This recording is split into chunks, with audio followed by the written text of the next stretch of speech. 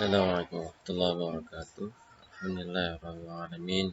Wassalatu wassalamu ala asyrafil anbiya wal mursalin wa ala alihi washabihi ajmain. Amma ba'd. Kita lanjutkan kuliah kita ya di Sistem Ekonomi Islam. Ini untuk pertemuan yang kelima kalau tidak salah. Untuk pertemuan kelima ini kita akan bahas terkait dengan kebijakan moneter dalam sistem ekonomi Islam. Apa saja yang berbeda dengan ekonomi konvensional, nanti di pembahasan atau di slide selanjutnya akan kita diskusikan. Uang mau tidak mau merupakan, kita boleh katakan, sebagai elemen atau variabel yang tidak bisa dipisahkan dari sistem ekonomi. Uang memiliki posisi yang strategis karena sifat interdependensinya dengan berbagai macam variabel ekonomi yang lain. Nah, kajian terkait dengan uang, bank, dan sistem kebijakan moneter harus dilihat melalui mekanisme sistem ekonomi dan berdasarkan tujuan ekonomi yang harus diformulasikan. Cakupan dalam sistem ekonomi Islam terkait dengan kebijakan moneter, kita akan bahas terkait dengan definisi, peran, fungsi dari uang dalam perekonomian. Yang kedua, kita akan bahas sistem moneternya dan dampaknya terhadap jumlah uang, kredit, dan perekonomian. Berikutnya kita bahas terkait dengan struktur dan fungsi lembaga keuangan, baik itu bank maupun central banks atau bank sentral. Sejarahnya, uang ini memang kalau kita pelajari di ekonomi moneter 1 ya, uang itu memang bergerak awalnya dari barter ya, sistem barter, tapi karena sistem barter mensyaratkan coincidence of wants, sehingga sistem barter ini tidak efisien digunakan sebagai alat transaksi. Satu orang butuh beras, satu orang butuh ayam, mungkin mereka akan tidak ketemu keinginan satu sama lainnya,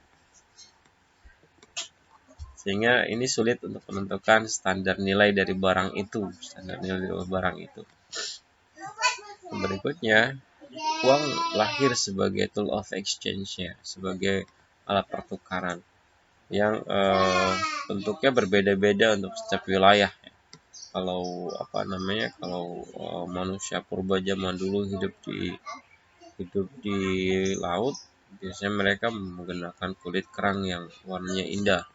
Ada yang menggunakan gigi, ada yang menggunakan pisau, garam, emas, sampai ke era sekarang, yaitu menggunakan commercial paper dalam bentuk uang kertas. Nah, fungsi uang setidaknya ada 3 ya. Ini yang fungsi utamanya. Kalau fungsi turunannya banyak, tapi kita bahas fungsi utama saja.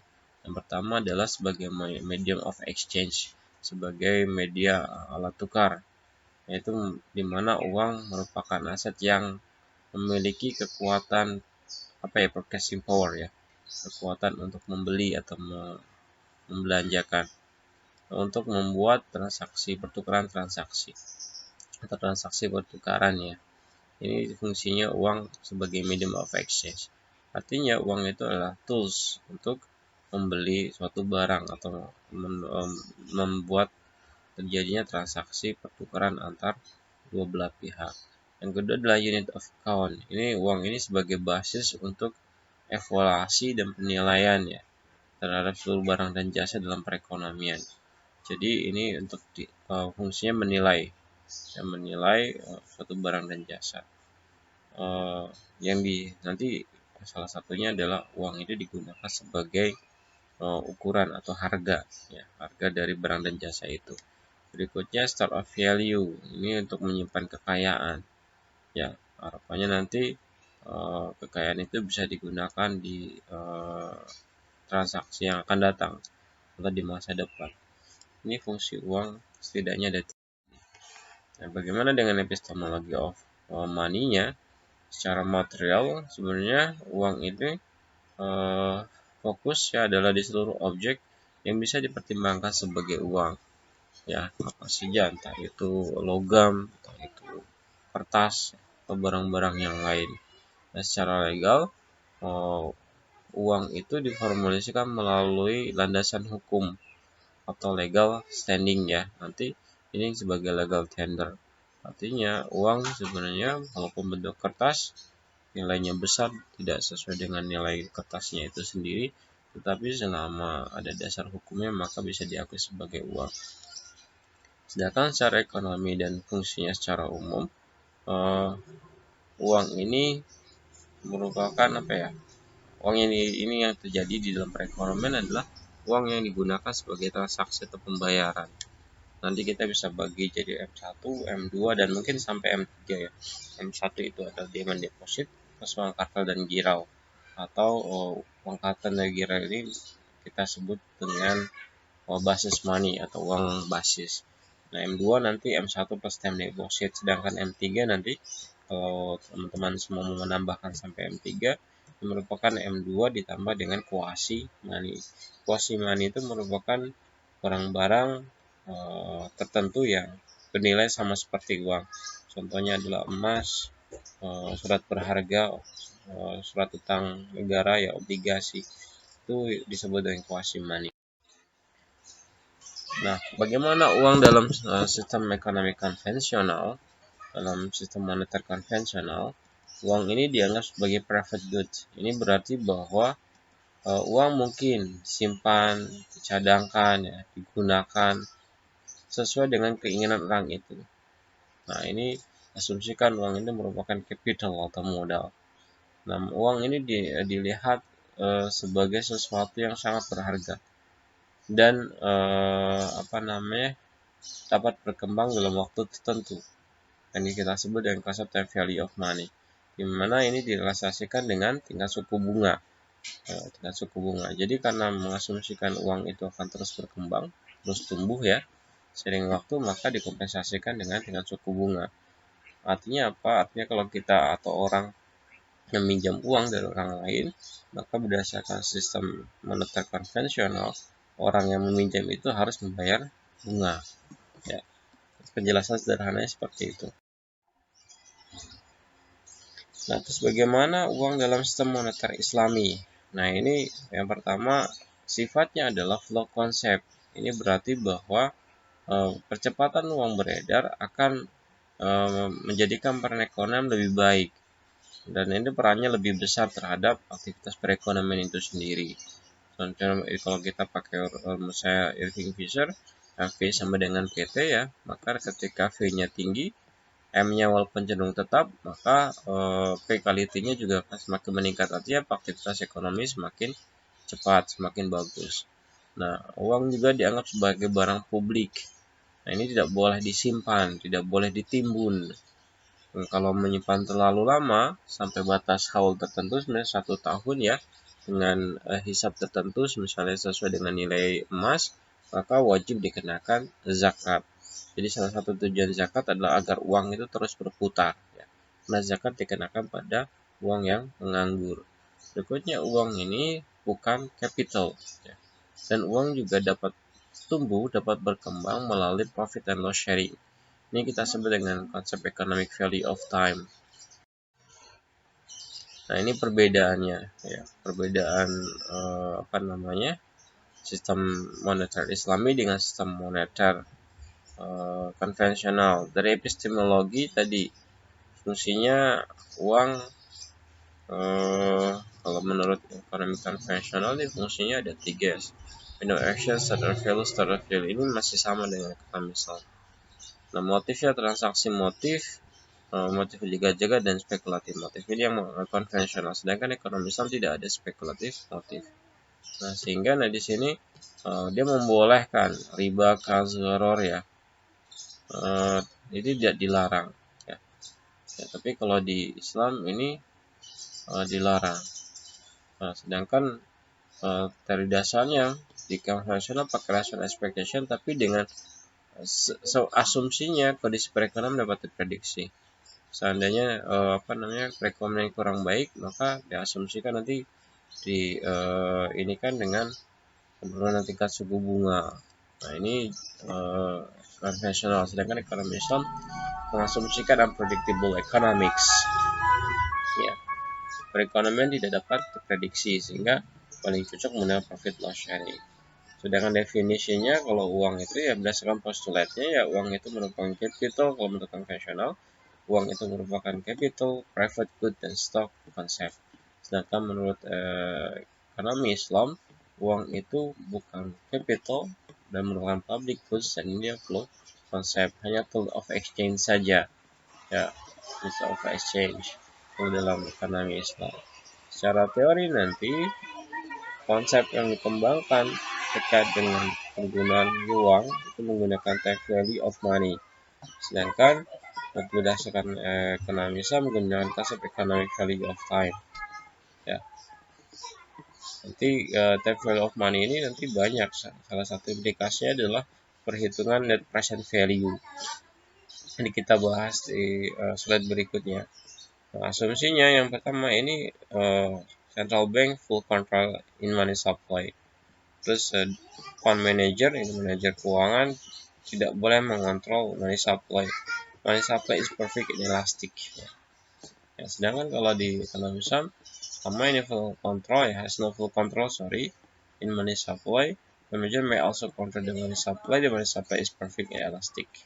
Ya, karena sifatnya adalah kita untuk ekonomi Islam ada kebebasan dalam uang dan ini harapannya memang uang itu bisa beredar secepat mungkin. Paradigmanya uang itu exogenous, sedangkan kalau di ekonomi Islam endogenous. Kalau exogenous itu artinya dia tidak dipengaruhi oleh variabel lain, tapi kalau berdasarkan ekonomi Islam dia dipengaruhi oleh variabel lain atau endogenous. Emisi monetarnya nanti dia instrumen menggunakan interest rate di ekonomi konvensional. Ya. Dan tapi dalam ekonomi Islam menggunakan loss sharing sebagai instrumen intermediarinya antara sektor real dengan sektor moneter.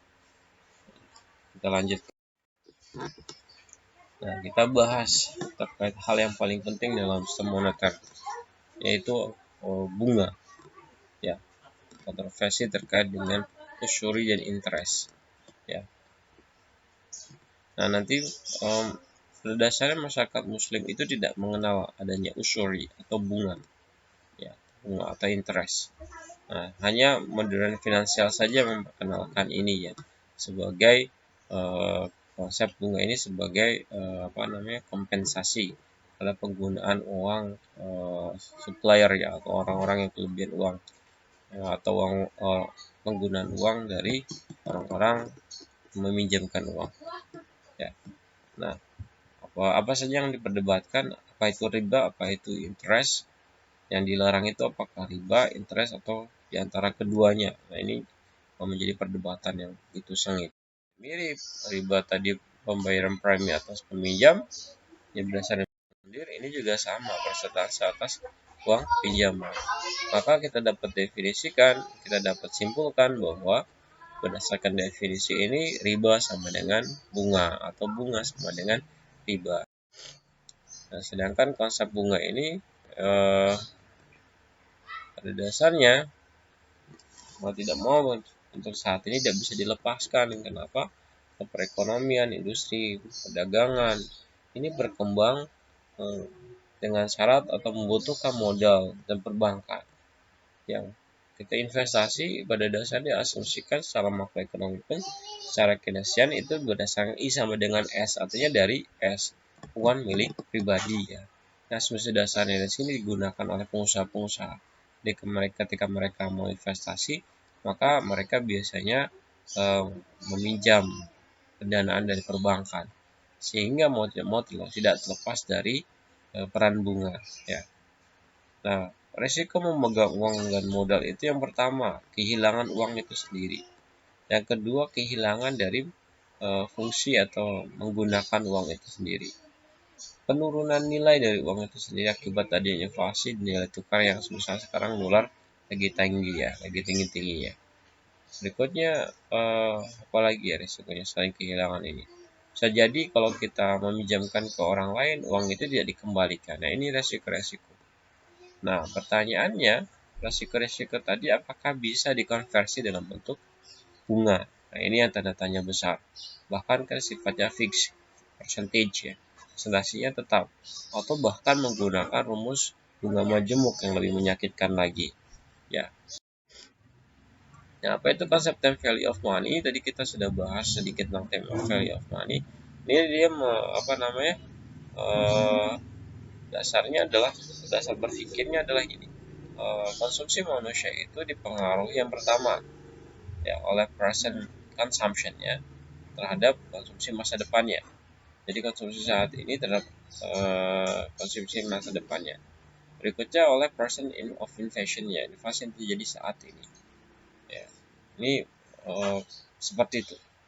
Nah, pada dasarnya kalau kita disuruh pegang uang 1 juta saat ini atau 1 juta yang tahun depan, maka pilihannya kita akan menggunakan uang 1 juta atau lebih memilih memegang uang 1 juta saat ini. Hingga nanti uang yang akan datang 1 juta bisa jadi nilainya turun. Nah, ini yang minta dikonversi ya. Nah, maka konsep sederhana time value of money itu merupakan nilai uang akan bergantung terhadap waktunya. Ya, waktunya. Kalau kita menggunakan present value itu asumsinya uang saat ini lebih baik dibandingkan uang yang akan datang. 1 juta saat ini yang kita pegang itu lebih baik dibandingkan 1 juta yang kita pegang tahun depan. Jadi kalau kita meminjamkan uang 1 juta ke orang, kita minta kompensasi dalam bentuk bunga. Ya, seperti itu. Nah, ini konsepnya adalah ini. Future value sama dengan present value dikalikan dengan, nah ini dia. Ini discount rate-nya, discount term-nya. Ya, sehingga nanti nilai future value itu lebih tinggi dibandingkan present value. Ya, sebagai kompensasi dia tidak memegang uang dalam jangka waktu tertentu.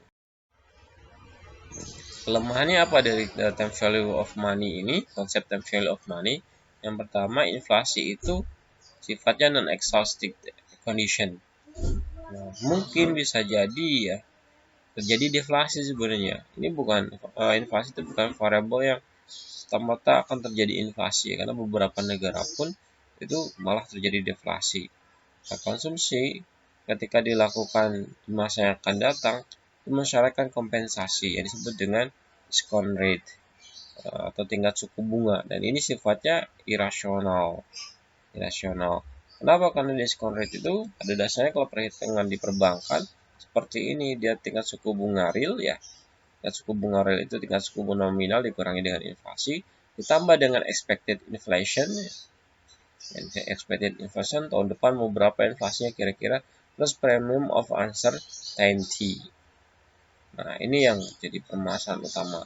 Belum lagi ditambahkan dengan ini apa namanya expected return dari perbankan atau lembaga keuangan. Mereka kan tetap harus bayar pegawai kan, mau didapatkan dari mana ya tadi expected return-nya. Ini yang jadi permasalahan besar dari konsep time value of money. Nah, bagaimana evolusinya? Nah, ini kita lihat dari sudut pandang Islam ya, bahwa Rasulullah SAW bersabda, akan datang pada manusia suatu zaman di mana mereka menghalalkan riba menjadi jual beli atau ba'i. Nah, ini terjadi sekarang. Jadi orang jual beli uang itu sangat biasa sekarang.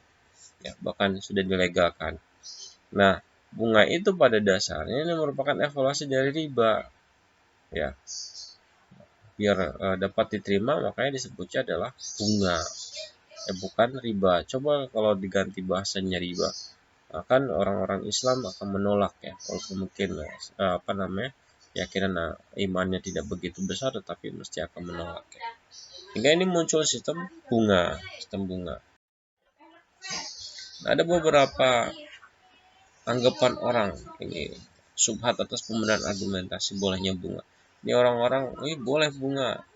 Yang penting kondisinya seperti ini. Yang pertama mengatakan boleh bunga jika darurat, boleh katanya. Jika tidak berlipat ganda atau berat maka boleh juga. Nah, kalau boleh karena alasan kalau bank itu bukan mukallaf. Mukallaf itu artinya zamannya Rasulullah dulu tidak ada. Nah, boleh riba itu atau bunga itu asal produktif, tidak untuk konsumtif. Nah, nanti ada juga boleh mengatakan kalau bunga itu sebagai pengganti biaya operasional. Dan terakhir kalau suka sama suka dikatakan boleh. Kita bahas satu. alasan darurat untuk membolehkan riba ini ditolak. Yang pertama karena istilah darurat itu harus sesuai dengan kaidah syariah. Ya, ada qawaidul fikihnya. Ya, kalau tidak mati, tidak hancur, tidak merusak, ya, maka itu bukan darurat atau emergency. Istilah emergency itu kalau dia menimbulkan kehancuran dan kematian. Ya, ini yang disebut dengan darurat. Dasarnya daruratnya tidak suka dan secukupnya, tidak berlebihan, tidak berulang-ulang dilakukan. Nah, ini maka kalau bunga itu katanya darurat, tapi ketika sudah selesai pinjaman, pinjam lagi, bunga lagi. Nah, ini tidak bisa seperti itu. Ya, artinya misalnya ada kita kelaparan ya, terus di situ hanya ada makanan, hanya ada daging bangkai misalnya, atau sesuatu yang haram misalnya. Nah, itu ya dasarnya kita tidak suka, itu bukan sesuatu hal yang menyenangkan untuk kita makan. Dan secukupnya, nggak mungkin kita makan begitu banyak kan. Nah, sedangkan di bunga itu tidak. Artinya bunga itu bukan darurat penerapannya. Nah, pertanyaannya apakah ekonomi tanpa bunga itu kan hancur? Kan tidak. Nah, apakah ada alternatif bank bebas bunga? Juga ada. Sehingga alasan darurat itu tidak tepat ya. Tidak tepat. Kita lanjutkan. Nah, tadi asal tidak berlipat ganda kan dalilnya itu bunga itu salah satunya adalah ad'afa mudha'afah.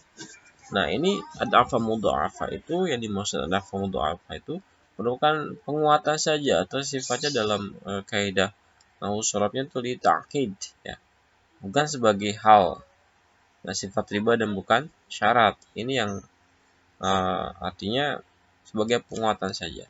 Nah, untuk memahami ada mudha'afa ini, memahami bunga tadi ya, apakah sifatnya ada mudha'afa saja, ini juga harus dilihat secara komprehensif atau kita bahasanya adalah mafhum mukhallafah ya. Jadi kita bandingkan konteks antar ayat, kan banyak sekali kan yang melakukan riba ya. Terus bagaimana kronologi penurunan wahyunya, terus bab nuzulnya, perincian dan penjelasan sabda-sabda Rasulullah ya, sahabat dan para ulama seputar riba atau pembuangan uang pada masa itu. Ini dilihatnya harus holistik, tidak hanya dari satu ayat an-afa mudha'afa saja. Ayat yang lain pun banyak yang menjelaskan terkait dengan riba. Berikutnya, bantahan bank bukan mukallaf. Artinya, bank zaman dulu belum ada maka boleh. Karena asal usul fikih muamalah itu semuanya boleh kecuali yang dilarang. Nah, maka ini juga bisa dibantah. Yang pertama, walaupun nama bank itu belum dikenal dalam dunia Islam, tetapi pada dasarnya lembaga sejenis sudah ada. Itu disebut dengan Baitul Mal. Nah, secara teknis hukumnya itu adalah syakhsiyah hukmiyah atau judicial personality. Ya, untuk lembaga keuangan adalah sah dan telah mewakili para individu keseluruhan.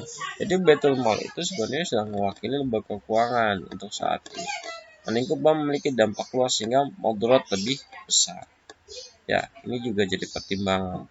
Nah, jadi bank itu katakan bukan mukallaf, ini kita bisa bantah. Kenapa? Karena sudah ada Baitul Mal, dan Baitul Mal ini sudah menjadi syakhsiyah hukmiyah kalau sebagai pengganti dari lembaga keuangan perbankan tadi. Ya, lanjutkan. Nah, bantahan konsumtif. Tadi dibilang kalau untuk produktif boleh, tapi kalau untuk konsumtif dilarang. Nah, pada dasarnya investasi mulai berdagang itu biasanya dia mengambil persentase keuntungan kan. Nah, ini boleh hukumnya. Sedangkan meminjamkan dengan persentase pada awal akad, ini yang dilarang dengan datangnya Islam. Ini tidak boleh. Tidak boleh. Nah, nanti kalau untuk konsumsi bagaimana? Produktif seperti apa? Produktifnya ya setidaknya bukan produksi. Misalnya buat tukang ojek kan misalnya kredit tuh, pinjam uang terus buat beli motor. Nah, ini kita bisa bantah dengan salah satunya kalau contohnya ini, kalau ada dalil yang pada dasarnya itu riba itu yang tidak hanya diberi makan dari riba, ini konsumtif. Penulis dan kedua saksinya ini hukumnya sama, dilaknat. Ya. Jadi pemakan riba yang diberi makan dari riba, penulis dan kedua saksinya. Dia tidak pandang bulu mau itu ribanya itu gunakan untuk produktif atau konsumtif. Ya. Ini juga bantahan untuk yang menghalalkan riba untuk yang produktif sifatnya. Nah, sebagai biaya operasional, harusnya kalau biaya operasional di awal saja dong, tidak terus menerus ya. Apalagi besar bunganya itu berbeda-beda, ini kan tidak rasional. Ini juga sebagai bantahan.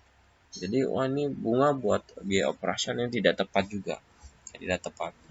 Nah, harusnya, apa namanya, kalau biaya operasional tadi ya awal pinjaman saja ya. Tidak selamanya, terus besarnya bunga juga berbeda-beda, ini bergantung lamanya waktu, siapa yang meminjamkan pinjaman, jaminan yang diberikan, terus DP-nya berapa lah, ini tidak tepat. Operasional biasanya itu tidak berbeda, biasanya dia menjadikan fixed cost ya, bukan variable cost. Jadi kalau bunga sifatnya harusnya fixed cost, dalam artian ya sama semua berapapun ininya lama pinjamnya, tetapi ini bukan alasan untuk menghalalkan riba atau bunga. Nah, ini antara dimingkum bantahan suka sama suka. Kalau suka sama suka boleh, ini bukan alasan membolehkan riba. Kenapa? Karena keriduan itu bukan alasan dibolehkannya sesuatu. Nah, kalau pada dasarnya haram ya haram, walaupun kita ridho ya. Kita menzalimi orang, nah, kalau orang itu ridho kita zalimi, tetap hukumnya haram kita, karena dosa. Walaupun mungkin orang itu tidak dendam dengan kita atau apapun. Maka alasan keriduan itu bukan sesuatu dibolehkan atau tidaknya suatu perbuatan. Misalnya zina, sebelum nikah kan pacaran suka sama suka, ya tetap saja walaupun suka sama suka dihukumi zina atau dosa. Nah, dampak jelek atau menurut bunga menurut Islam. Yang pertama, kita akan digelari atau disifati dengan tetap berada dalam kekafiran dan berbuat dosa. Ini yang pertama. Dan ini agak ringan. Tetapi yang kedua, ini mengumumkan perang melawan Allah dan Rasulnya. Wah, ini luar biasa. Ya, luar biasa. Yang ketiga, berbuat zalim. Ini bagi orang yang tetap melakukan kegiatan zina. Berikutnya, paling rendahnya setara dengan dosa menzinai ibunya. Ini payah banget ini. Ya, jadi dosanya riba dan dosanya bunga ini paling rendah itu setara dengan dosa menzinai ibunya. Berikutnya, dilaknat oleh Allah, baik itu yang menerima, membayar, mencatat, dan saksinya. Nah, yang lebih tidak kalah ngeri lagi adalah yang pelaku riba itu, ini termasuk dari 7 perkara yang membawa kepada kehancuran. Nah, ini kita lihat bagaimana sebenarnya sih kalau secara ekonomi. Nah, kita cek nih. Yang pertama, sifatnya bunga tuh dilematis. Kalau kita kebijakan ekonomi ketat dengan menurunkan tingkat suku bunga, investasinya lesu. Kalau easy money policy jadinya inflasi. Ya, tingkat suku bunganya diturunkan. Ya, malah jadi inflasi. Tingkat suku bunganya dinaikkan, investasinya lesu. Nah, ini jadi permasalahan. Ya, easy money policy dengan suku bunga diturunkan, tapi relatif orang akan lebih suka berinvestasi sebenarnya, tidak suka menabung, sehingga jumlah uang beredar meningkat, maka inflasi meningkat. Ini dilematis. Yang kedua, bunga juga sifatnya kontradiktif kalau diterapkan dalam sistem perekonomian. Contohnya gini, kita mengendalikan inflasi tujuannya dengan tight money policy. Tight money policy itu untuk dengan cara sebenarnya meningkatkan tingkat suku bunga. Investasi lesu. Cost konsep bunga itu sebagai biaya modal. Berikutnya high cost ekonomi. Sehingga apa yang terjadi? Terjadi malah inflasi. Tujuannya untuk mengendalikan inflasi, tetapi malah membuat atau menjadi perekonomian dalam kondisi inflasi. Ini dua hal alasan kenapa bunga itu dilarang dalam perekonomian. Yang pertama adalah tadi sifatnya dilematis, yang kedua adalah kontradiktif. Nah, bagaimana dampaknya terhadap perekonomian dan sosial? Yang pertama, dampak bunga itu sifatnya inflatoir karena cost konsep ya. Kita sudah bahas kalau bunga itu merupakan cost of investment. Ya, biasanya kita asumsikan investasi pinjam dari lembaga keuangan. Berikutnya proses untuk memiskinkan secara struktural. Ini sifatnya bunga itu kan utangnya semakin berlipat, nggak bisa bayar bulan ini, ya itu jadi pokok untuk bulan depan dan seterusnya. Ini proses penyebab kemiskinan struktural. Berikutnya economic stability. Nah, ini nilai uang berfluktuasi akibat fluktuasi falas kan. Nah, ini salah satunya adalah bunga juga sama.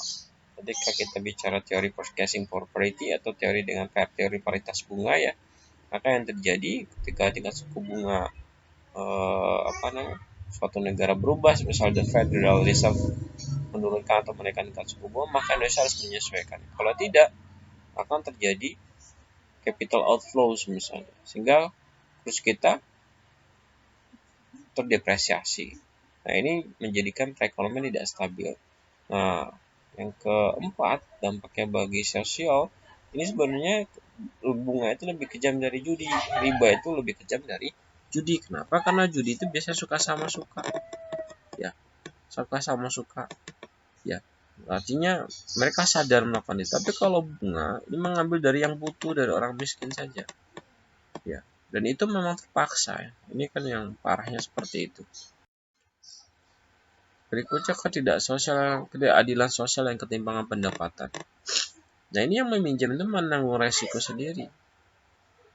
Ya, menanggung resiko mau untuk mortgage tetap harus bayar bunga. Nah, bagi bank bahkan bisa menimbulkan negatif spread ini. Dan yang terakhir adalah fenomena from everybody to somebody karena sistem jaminan tadi. Ya, ini yang ketidakadilan sosial dan ketimpangan pendapatan. Nah, struktur keuangan konvensional ini tadi konsepnya time value of money ya, tidak terkait dengan sektoral yang terjadi. Ya, uang itu ya banyakannya akhirnya muncul pasar saham, pasar uang ya. Jadi yang diperjualbelikan uang. Dan itu hanya ada di atas meja saja, tidak sampai turun ke sektor real dalam bentuk investasi real ya. Ini yang jadi permasalahan utama. Nah, bunga itu sebagai variabel pendorong aktivitas investasi pertumbuhan ekonomi. Nah, ini jadikan salah satu indikator atau variabel yang bisa mendorong investasi yang pertumbuhan ekonomi. Nah, pemberlakuan money supply yang ekspansif melalui penurunan bunga diharapkan akan mendorong sektor real. Ini harapannya ya. Tapi kalau pakai pendekatan inflation, money supply-nya meningkat, malah inflasi ya. Tingkat suku bunganya ini ya kita lihat di sini. Ini ketika harga naik, inflasi kan agregat meningkat sehingga inflasi. Maka harapannya agar kembali lagi kan, agar turun ya. Ini nanti money supply-nya juga meningkat ya. Harapannya didekatkan sehingga nanti money demand-nya itu akan meningkat sehingga nanti keseimbangannya ada di sini. Ini kembali lagi seperti itu. Nah, ini grafik pertumbuhan M2 dan GDP Indonesia tahun 96-2004. M2-nya dia selalu meningkat, tapi GDP-nya malah menurun. Ini kan kontradiktif ya. Harapannya dia meningkatkan pertumbuhan ekonomi, malah dia semakin menurun. Dari tahun 96 sampai 2004. Kita lanjutkan. Sedangkan struktur keuangan Islam, konsep yang kita anut economic value of time. Ini kaitannya langsung bersentuhan dengan sektor real. Ya, Islam ini mendorong manusia untuk berusaha nyata dan produktif. Investasi adalah uncertainty ya, bisa untung bisa rugi, sehingga paling tepat itu berdasarkan prinsip ekonomi Islam itu adalah menggunakan instrumen profit loss sharing, bukan menggunakan instrumen bunga ya, bukan menggunakan instrumen bunga. Economic value of time ini pada dasarnya gini, uang 1 juta yang kita pegang itu sebenarnya tidak bisa akan tumbuh jika digunakan atau jika tidak digunakan untuk aktivitas ekonomi. Tapi uang 1 juta kalau kita gunakan untuk bisnis, untuk usaha, maka ini akan meningkatkan perekonomian dan nilai uangnya akan meningkat. Ya. Jadi kalau konvensional tadi yang value of money, uang yang penting tidak mau tahu pokoknya tahun depan harus untung ya. Gimana cara ditabung dapat bunga, nah itu ya jadi masalah. Sedangkan kalau di ekonomi Islam, uang itu sebenarnya kalau kita simpan saja 1 juta ya tahun depan tetap 1 juta. Bisa nilainya meningkat jika digunakan untuk aktivitas ekonomi. Sedangkan aktivitas ekonomi ini bisa bagus, bisa lagi positif, bisa lagi negatif. Ya, maka yang paling tepat adalah menggunakan profit and loss sharing. Nah, syarat aktivitas ekonomi dalam sistem ekonomi Islam yang pertama, objeknya harus halal dan memberi manfaat nih. Yang kedua, uang hanya sebagai sarana pertukaran. Prosesnya tidak mengandung unsur haram seperti ketidakjelasan, penipuan atau gharar ya, maisir atau judi dan riba. Jika tidak tunai harus memenuhi persyaratan hukum-hukum perjanjian qad ya. Nanti seperti apa? Salah satunya nanti akad itu kita bisa gunakan kalau jual beli murabaha ya harus sesuai dengan akad ya. Dan segala macam. Ini syarat aktivitas ekonomi dan ekonomi Islam. Bentuk akad dalam keuangan Islam bisa berupa perdagangan, ini bisa angsuran atau taksid atau muajal. Bayar di muka barangnya nanti atau sebut dengan salam. Pesanan bayar dulu, terus kita pesan ke orang, ini namanya istisna. Ya, nanti dibahas dengan Pak Haji lebih banyak di situ. Berikutnya pembiayaan, ini bisa pembiayaan modal namanya mudharabah. Ya, kemitraan ada syirkah, ada ijarah ya terkait dengan penggunaan aset ya, atau sewa. Dan nanti ijarah muntahiyah bitamlik itu bisa ya sewa tapi pada akhir periode itu jadi hak milik. Ketika bayar tiap bulan itu tidak hanya sewa juga plus cicilannya, itu juga bisa dilakukan. Berikutnya kepercayaan, nanti bisa bentuk wadiah, rahin atau gade, nanti ada hawalah. Nah, apa itu konsep profit and loss sharing? Intinya ini terjadi ketika sifat usahanya, ini mekanisme usahanya itu sifatnya adalah partnership antara pemilik modal atau sahibul mal dengan mudharib atau pelaku usaha dan dengan nisbah bagi hasil tertentu. Nah, ini sahibul mal berisiko manajemen dan utang. Mudharib berisiko pada tenaga, skill dan waktu. Nah, pendapatan ini sifatnya berfluktuasi ya, tapi bisa menggunakan pendekatan expected rate of return sebagai gambaran perkiraan situasi pasar.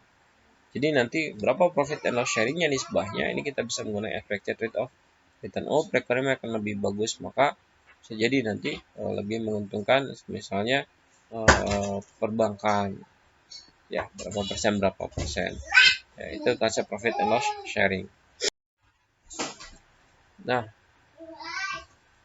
kenapa kita harus partnership, harus syirkah, harus musyarakah ya, harus berusaha, misalnya kita bilang entrepreneur ya. Nah, ini yang pertama menciptakan kerja profit dalam kehidupan masyarakat sehari-hari. Ini bisa dibaca di Al-Baqarah ayat 190. Berikutnya meningkatkan kesejahteraan, mencegah kesengsaraan sosial. Ini dibaca di Ali Imran ayat 103. Berikutnya mencegah penindasan ekonomi, distribusi yang tidak merata, ini bisa dibaca di Al-Ma'un ayat 107. Berikutnya melindungi kepentingan ekonomi yang lemah, membangun organisasi ekonomi bersyariat sehingga menjadi proses yang kuat dalam membantu yang lemah. Ini harapannya. Jadi semakin banyak pengusaha muslim bersyirkah, berpartnership, maka harapannya adalah seperti ini. Nah, lembaga keuangan dalam Islam ada bank dan non-bank ya. Nah, bank ya, bank Islam banyak sekarang. Ada yang sifatnya bank umum syariah atau unit usaha syariah. Ya. Nah, non-bank nanti ada asuransi, namanya takaful, ada rahan, leasing, ijarah reksadana, BMT, ada namanya zakat, namanya pasar uang dan modal. Itu yang bisa saya sampaikan terkait dengan kebijakan Islam. Maaf terkesan buru-buru karena materi yang cukup banyak ya. Nanti seperti biasa nanti akan saya buatkan soal. Terima kasih banyak. Mudah-mudahan ini bisa menjadi pembuka buat kalian untuk mempelajari ekonomi Islam secara menyeluruh ya. Karena sebenarnya kebijakan moneter Islam itu jauh lebih luas, tidak hanya tadi yang saya sampaikan saja. Lebihnya saya mohon maaf. Wabillahi taufiq wal hidayah. Assalamualaikum warahmatullahi wabarakatuh.